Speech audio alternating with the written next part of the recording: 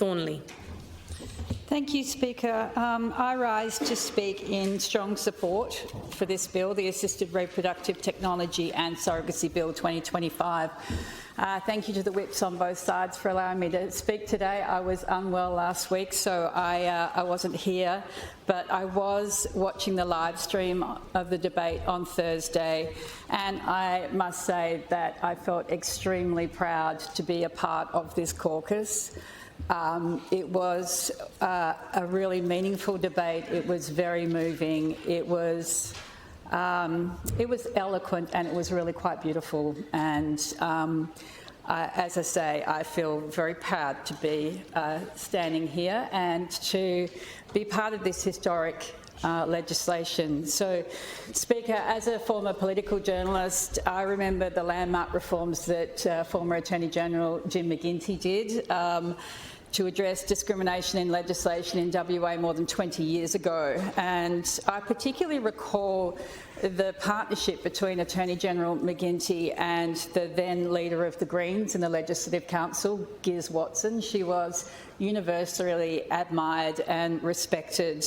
And Jim McGuinty was outraged, and so he should have been, that Giz's life partner would not be able to receive her parliamentary superannuation in the same way that Jim's wife did. And that outraged him, and he put himself on the right side of history by reforming that alongside with an awful lot of other discrimination legislation, including in the family court. Discrimination against same-sex couples, also discrimination against single women. It was landmark reform, and part of those reforms are in this bill, in the legislation that we're now reforming now. That was more than 20 years ago. We're due for another refresh. And at the time that Jim McGuinty did those reforms, WA was sort of one of the leaders in the nation of discrimination reform.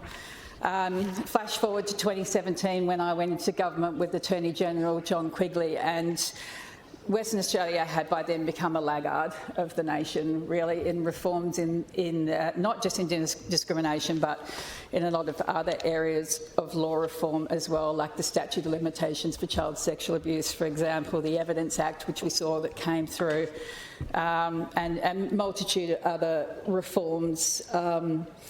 And in the area, surrogacy was just one of the outdated statutes when it came to discrimination reform. I remember in our first term we did the expungement of the homosexual historical convictions. I remember that was a bipartisan bill that came through. And in the first and then in the last term, the most recent term, the abolishment of the Gender Reassignment Board, which was another important one, which I think we were the outliers in the whole of the nation, perhaps apart from New South Wales, on that one. And of course the Equal Opportunity Act, which has been the subject of a very long and detailed Law Reform Commission piece of work. And progressive law reform is, and particularly that it involves social issues, can be very complex and very, it can take quite a lot of time, not only to do consultation and sometimes several rounds of consultation, but also to get the details exactly right. And that's been the case with this bill. And I acknowledge the 3 health ministers that have worked on this bill. I remember when I first got into government in 2017, Roger Cook was the health minister, and he had his eye on this bill at that time and started off that process. Then Abhijit Sanderson as health minister with the ministerial expert panel, and then of course our hard-working health minister, Minister Hammett, is bringing it home today. And all of the public servants that worked in health, in justice, probably at the State Solicitor's Office, definitely at the Parliamentary Counsel's Office, would have put in an awful lot of hard work on this, and I acknowledge them. I suppose they say that it takes a village to raise a child, but I think it almost takes a village to get a piece of legislation like this together, and I congratulate all of them. And of course all of those that were consulted and all of those who have lobbied very politely but persistently for this reform. It's important to acknowledge, I've been talking a lot about discrimination and what that means for adults who are in this process, but it's really important to note that this has been drafted with the primary purpose of the best interests of the child. And don't just take my word for that. Don't take the word of the government speakers or even the minister for that. Take the word of the experts. So I'd like to read into the parliamentary record the media release of the Australian Medical Association's WA branch. The AMA welcomes the introduction of, and the long title of the bill, described it as a long overdue reform that places patients and children at the centre of reproductive healthcare in Western Australia.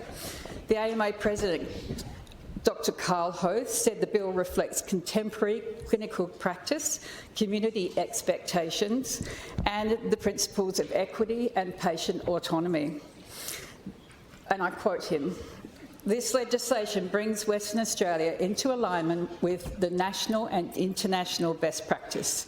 It removes outdated and discriminatory barriers to care and ensures that all people, regardless of relationship status, gender identity or sexual orientation, can access assisted reproductive technology and surrogacy with dignity and respect." The AMA WA particularly acknowledges the bill's emphasis on the best interests of the child and its robust consent frameworks.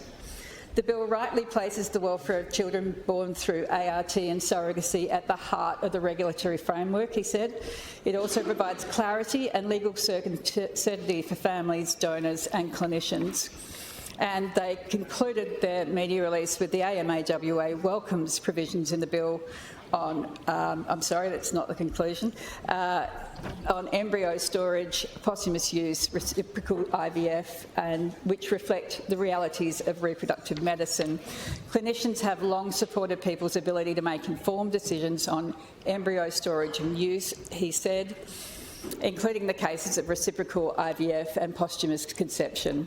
The bill provides a clear, ethical and practical framework for these scenarios. This reform will allow more Western Australians to start a family. Removing the medical infertility requirement is a critical step towards equitable access. And he finishes by saying that the AMA looks forward to working with the Cook Labor government to support the implementation of the legislation to ensure that Western Australians continue to receive safe, ethical and patient-centred reproductive care. I don't think we could get a more supportive endorsement for this bill from the medical professionals who know this area best.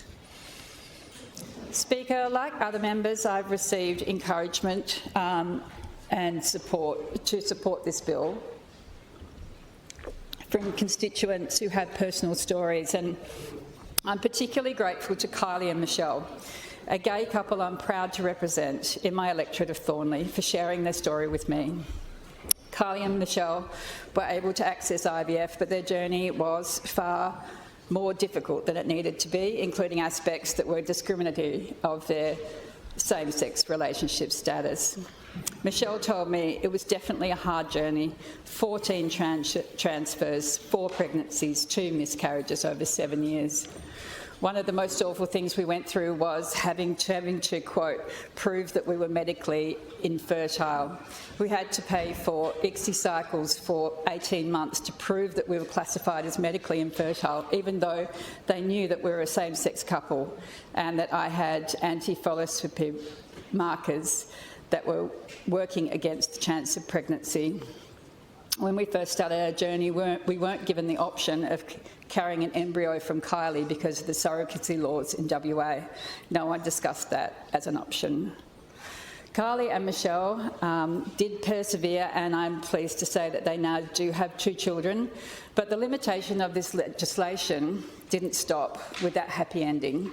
Michelle explained, both of our children have hypermobility and pectus evacuatum, which is related to scoliosis. Having more information about our donor would be a godsend to track conditions. Until this bill passes, we must wait until they are 16 to know more. Kylie and Michelle are a great example of the many, many people of the rainbow community who are exemplary contributors to our society. Between them, they have decades of public service, including serving in the armed forces and working for charities for children with cancer. I'm proud to represent them in the Parliament today. Speaker, anyone who's spent much time with me and my company knows that my two children are the loves of my life. They are without doubt my proudest achievements, and they are the only things in my world that I couldn't live without.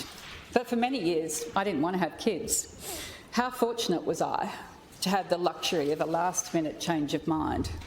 How cruel it is that others who crave for years, for decades, to have a family are denied what I took for granted. One of the many blessings of my children is that I have a daily window into the lives of adolescents and young people in today's world. I have two super smart and thoughtful humans who can educate me about what it's like for their generation in 2025. And I'd like to speak today a little bit about the potential impact of laws like these and debates like this one here, and soon in the other chamber, on the well-being and mental health of young people in our community, about the signals it sends from us, the adults in power, to them. The law as it stands tells our rainbow young people that no matter how hard they strive to be good citizens, they're not equal. If you're gay or you're gender diverse, you can die for your country in the armed forces. You can save lives on operating tables. You can inspire children with your teaching lessons. You can win Olympic medals. You can become Prime Minister. But you can't accept the offer of a friend or loved one to help you start a family.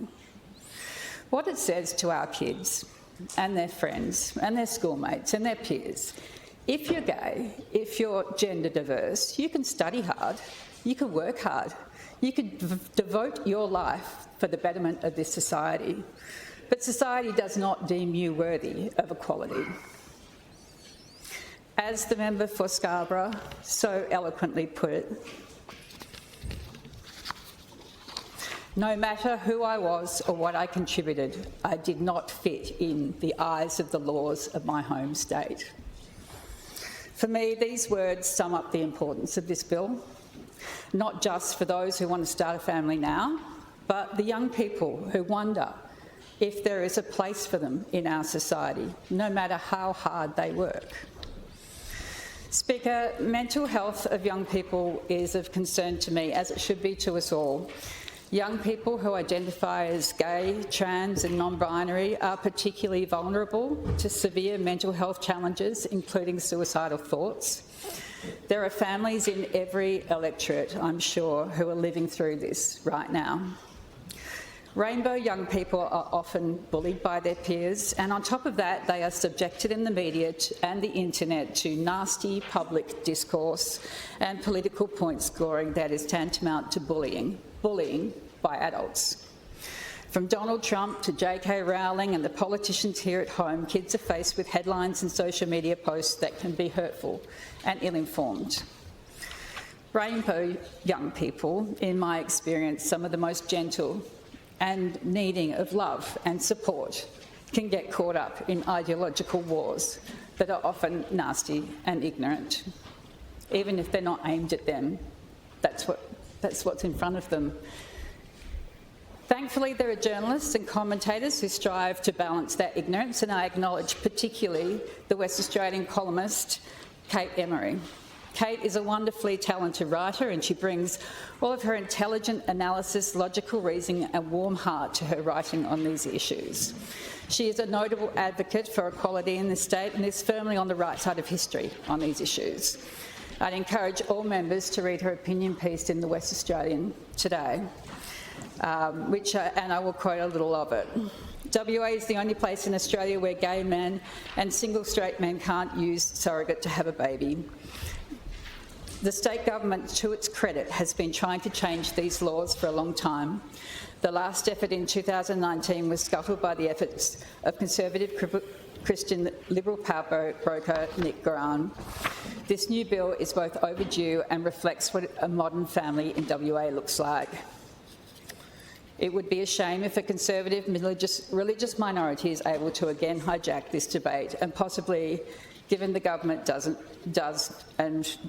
possibility given the government doesn't have a majority in the Legislative Council.